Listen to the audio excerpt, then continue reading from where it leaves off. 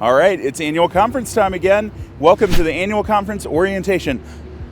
Wait, I think I might be a little too far away. Let me get a little bit closer. All right, that's better. Annual conference is happening June 12th through the 14th here in Roanoke, Virginia. The theme of annual conference this year is called Movements of the Heart. This is an extension of the theme we started last year about a conference in 3 movements. We're excited for this theme, excited to share this orientation video with you. Let me kick it to my friend Maddie, who's back in Richmond, who's going to tell you about what to do to prepare for annual conference this year. Annual conference members, we want to make sure that you are prepared for annual conference. And there's 2 ways that you can do that. First, the book of reports. It's out now and you can review it. It's all digital on the conference website at /AC2025. Now you may realize, why is the book of reports not printed this year? We decided to go all digital this year based on conference response to the last couple of years of opting in. Also, you may have noticed that our deadline was a lot later this year. By doing that, it allowed us to get information later so that it's the most up-to-date for you, so that this document is actually pretty much all you need to prepare yourself. Now you can find this on the website. It's got important information like the proposed constitutional amendments for you to review. It's got information that you're going to need to review like the conference budget. Now the second way that you can prepare for annual conference is our pre-annual conference videos. Those were released the last 4 weeks every Monday and they were sent to annual conference email addresses. You can also find those on the conference website and on the conference YouTube playlist AC 2025. Now those videos will be things like the wonderful John Fuller, VUMPI Executive Director. He shares a lot of information that's helpful to prepare you for annual conference. But you'll also see reports like the one from Reverend Hannah Brin.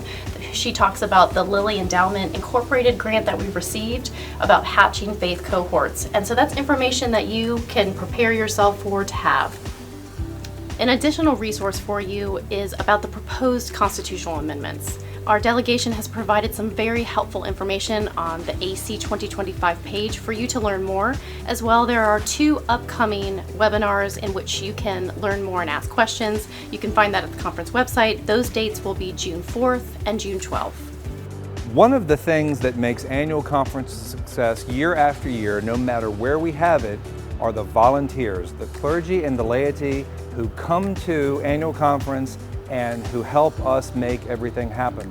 We need volunteers to help with registration and technology and serving as golf cart drivers to help people get out of the parking lot.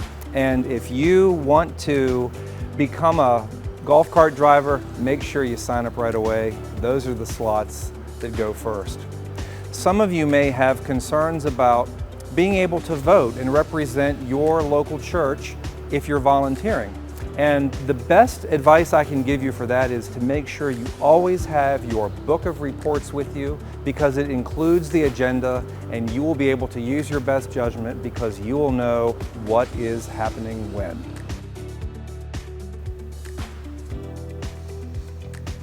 Welcome to the Berglund Center. Let's take a look around. All right, here we are at Berglund Center Plaza. This is likely the first place you're going to come when you come from the parking lot. And in this space, you can see the entirety of where we're going to be meeting for annual conference session. So let me show you a little bit of it. Over on this side, that is the Coliseum. That's where all of our business sessions will be held. The main pieces of annual conference are in that building. Right behind me is the Special Events Center. Special Events Center is where you're going to go to register. That's also where the displays are. A lunch lab space is in there, and that's also where the blood drive is going to be taking place. On this side, that is the Performing Arts Center. That is where clergy session will be held on Wednesday afternoon. That's the only thing at annual conference that's going to be held in the Performing Arts Center. And then just beneath me is Berglund Hall. We're sitting on top of Berglund Hall. That's where one of our lunch labs is going to be taking place. Childcare is there, as well as our Thursday evening time apart with Scott Erickson. Hey there. Welcome to the Special Events Center here in Roanoke, Virginia. This is a place where a lot of activity is going to be happening during our annual conference session. So why don't I show you around?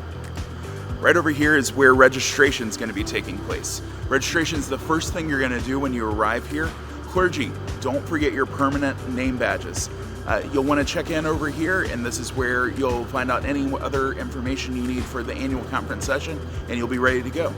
From there, you may want to check out the displays. Displays will be right over my shoulder here. We have dozens of people who want to show you about what's happening in their mission or ministry space. There are vendors who might want to offer you the opportunity to purchase some things, and that's a great opportunity to make connections and learn about things that you might want to take back to your local church during annual conference session. Then right over behind my shoulder a little bit further is where our blood drive is going to be happening.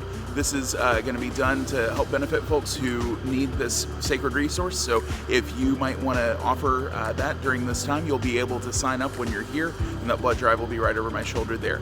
Then over this way, there's going to be a set apart space for a lunch lab. We will have lunch labs on Thursday and Friday afternoons, and one of those will be happening right here in the Special Events Center. And then just beyond that, there is a concessions area. If you want to grab a bite to eat anytime during annual conference session, you can do that right over there. Those concessions will be open and available to you. And here we are in the Berglund Center Coliseum. This is where a majority of annual conference will be taking place, so let me show you around. You can see behind me there are all sorts of places where you can sit. There is seating up in the concourse area. There's also going to be seating here on the floor. Now, no, we're not going to make you sit on this concrete floor. There will be chairs here, but you'll be able to choose where you sit. The bar of the conference will likely be somewhere around the middle of that upper concourse area, so you'll just need to sit somewhere within that space.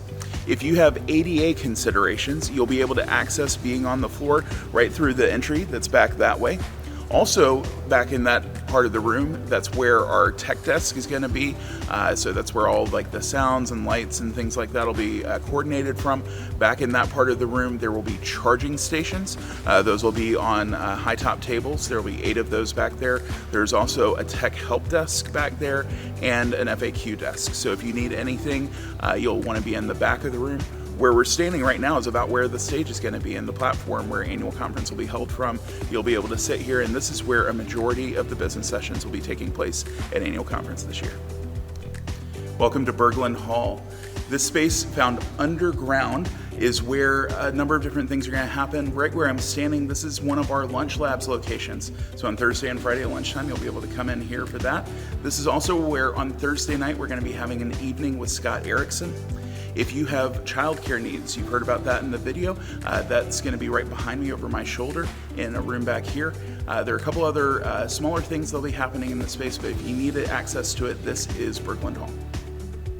This is the Performing Arts Center. This is where Clergy session will happen on Wednesday afternoon.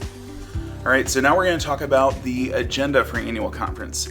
The first event of annual conference is Laity session, and it happens way before annual conference begins. It's going to be on Sunday, June 8th at 4 p.m., and it's going to happen over Zoom. This is going to be a time for laity to come together and really to celebrate the work of the laity that's happening around the Virginia Annual Conference. So if you're a layperson, you'll want to be a part of that session. Clergy session is on Wednesday, June 11th, beginning at 2:30 p.m. in the Performing Arts Center. This is a time for clergy to come together for worship, to attend to business, to celebrate new folks that are coming into ministry, and to be together for a time as clergy people.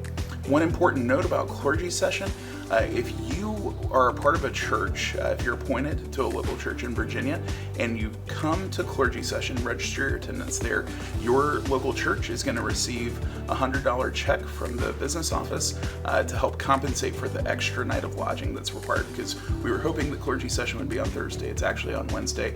There is no application you have to do for this, no voucher you have to do for this or anything like that. It'll be automatically sent to your local church as long as you register there on Wednesday at the Performing Arts Center. And from there, we jump into the rest of our agenda. So now let's go back to me in Roanoke to tell you more about that. All right, so what we'll be doing agenda-wise in this space is a lot of the business of annual conference. There are 3 big things that are going to happen in this room: worship services, teaching, and business sessions. So during annual conference, we have 3 worship services. The first is opening worship. That's happening on Thursday morning at 9 a.m. Bishop Sue Hoppert Johnson is preaching. It's going to be an amazing time of celebration. We're looking forward to that. Friday afternoon at 2 p.m. is the memorial service. This is where we honor clergy and lay members who have passed away in the last year. Reverend Dr. Candace Lewis will be preaching at this service. And then on Saturday morning at 11 a.m., we have our service of ordination and call. This is where we recognize all those persons who are being ordained, commissioned, and licensed. Bishop Ken Carter is going to be preaching that service. All of these are really meaningful times of worship. During annual conference, we also have teaching sessions. Teaching sessions are a time where we're able to learn a little bit more about the annual conference theme and consider how we might put that into action in our own hearts and lives and in our local communities.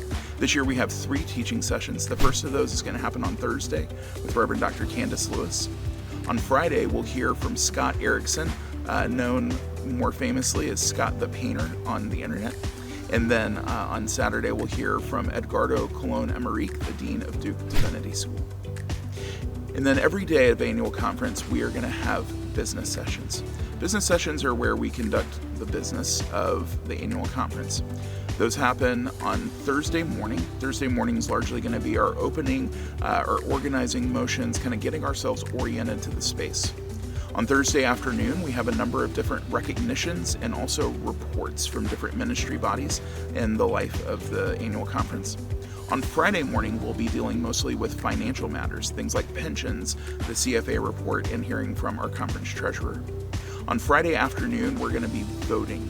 This is the all-important vote on constitutional amendments. There are 4 that we're going to be voting on. That'll happen on Friday afternoon, as well as some recognition of new faith communities and award winners. And then on Saturday morning, our business session will be wrapping up the business of annual conference. We'll be hearing a monitoring report, we'll be dealing with resolutions, and we'll have the fixing of appointments. All of that is the stuff that's going to be happening here in the Berglund Center. There's a lot of it.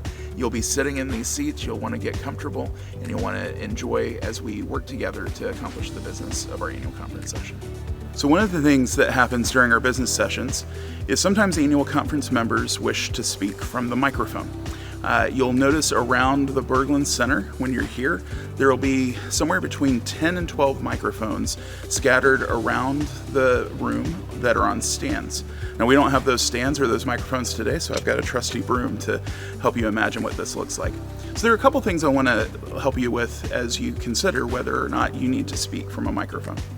First, ask yourself the question, am I the right person to speak on this?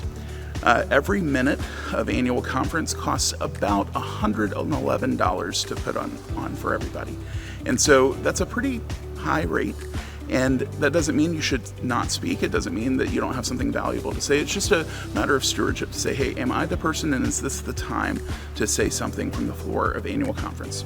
If you feel like it is, you'll have in your registration packet, you'll receive a motion card. This is something, it's a bright color piece of paper, and you'll want to wave that in the air like you just don't care, and wait for the chair to recognize you. The chair is Bishop Sue. If Bishop Sue recognizes you, she'll tell you, please approach microphone number, whatever, and you'll look for, there'll be a number on the microphone stand, you'll approach that, and you'll want to introduce yourself. The way that we introduce ourselves at annual conference is by offering our name, whether we are clergy or laity, the charge that we represent, and the district that charge is on. Additionally, for monitoring purposes, it would be helpful if you would also offer some information like your age. Are you youth, young adult, adult, or older adult? Your gender identity, your ethno-racial identity, and your preferred pronouns. Those aren't required pieces, but those are helpful pieces to the work of monitoring. The chair will then guide you in how you speak from that point. If you have a question, if you have a motion, if you have a point of order, whatever that might be, the chair will help to recognize that. And then once you've finished with that, you're invited to return to your seat and then participate faithfully in the rest of the business session.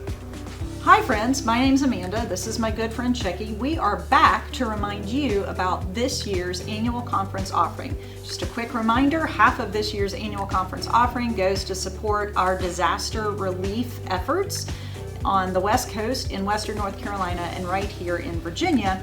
The other half will go to support our amazing ministries through Partnerships of Hope.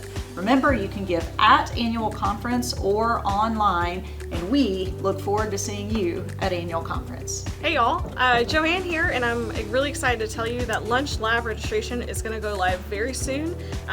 Maybe by the time you're watching this it'll be live, but it'll be happening very, very soon. I'm excited to tell you that we'll have 2 lunch labs, 2 on Thursday and 2 on Friday this year. Thursday we'll be looking at a lunch lab on trauma and disaster response, and Friday we'll be looking at a lunch lab on community listening and engagement and digital ministry. You can find more about these offerings online at the website. Registration, like I said, will go live soon, but we really hope that we'll see you there at some point. So hi, I'm Katie Mueller and I'm here to talk to you about banquets and events today. For all information regarding banquets and events, you can visit vaumc.org/AC2025. You can scroll towards the bottom and you'll find the schedule for all banquets and events that will be available during the annual conference this year in Roanoke. Click on the individual event that you're interested in to find the contact information and registration if available.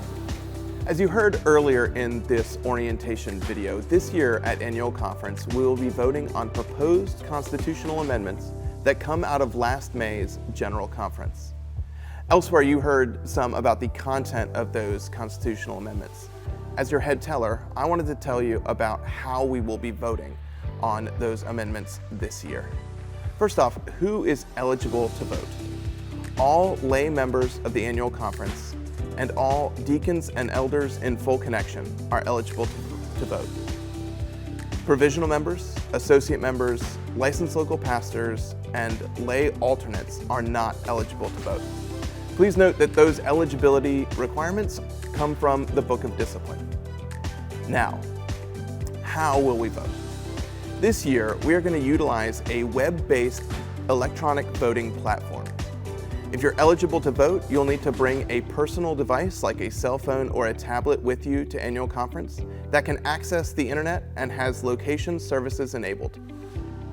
We'll provide instructions for how you can access the voting platform, whether by typing in a web address or using a QR code. To ensure that those who are eligible to vote, we are going to issue credentials that you will use to log in to the voting platform. Our conference rules will dictate how we go about floor debate, but please know that constitutional amendments cannot be amended by the Virginia Annual Conference or any other annual conference. Currently, we plan to take up constitutional amendment voting during the Friday afternoon business session of Annual Conference. Unlike most votes at Annual Conference, we are unable to show the results of constitutional amendment votes right after we take the vote. Rather, what we will do is we will give those results to the Secretary of the General Conference, who will aggregate all votes from annual conferences and put out one total in Advent 2025. Now, I know sometimes with technology there can be some anxiety. We want you to know that at the Berglund Center, we're going to have a team of trained tellers who can help troubleshoot any tech issue you may have. And if there's an issue with your device logging into the system, we're going to have a number of tablets on hand so that we can try and help you troubleshoot that. Too long didn't listen? Here's the summary. This annual conference, we will be voting on constitutional amendments. All lay members of the annual conference, along with deacon and elders in full connection, are eligible to vote. And if you're eligible to vote, you'll need to bring a personal device like a cell phone or a tablet so that you can access the web-based electronic voting portal using credentials that you will be provided with. See you in the Star City, VA UMC. Welcome to Roanoke, Virginia and the Valley Ridge District. We are so excited to have you joining us here for Annual Conference this year. Over my left shoulder, you can see the Berglund Center, which is where United Methodists from all over the Virginia Conference are going to be gathering together for worship and important business of the church. You can also see over my left shoulder the building that is metal and glass. That is the Taubman Museum of Art. Over my right shoulder, you can see the Hotel Roanoke, and just beside that, you'll find the wonderful Virginia Museum of Transportation, which is a great place to visit, especially if you're bringing children with you to Annual Conference. I'm standing in an area of Roanoke called Center in the Square, which is our downtown hub for fantastic restaurants and shopping and different sights that you can see here. including the Roanoke Pinball Museum, which you'll find right here downtown and center in the square. One of the great restaurants that we have here in downtown Roanoke is called the Six in Sky Rooftop Grill, and it provides us with this beautiful view of not only downtown Roanoke, but the view of the mountains of Southwest Virginia surrounding you while you are up here. And of course, no visit to Roanoke is complete without stopping by the Mill Mountain Star, where you can see the whole Roanoke Valley light up at dusk, and you can see the world's largest man-made freestanding illuminated star. So these are some tips for making the most of your time in Roanoke. All right, so I want to offer a few tips to you about our annual conference session, specifically as it relates to the Berglund Center. First off, this is a hockey arena.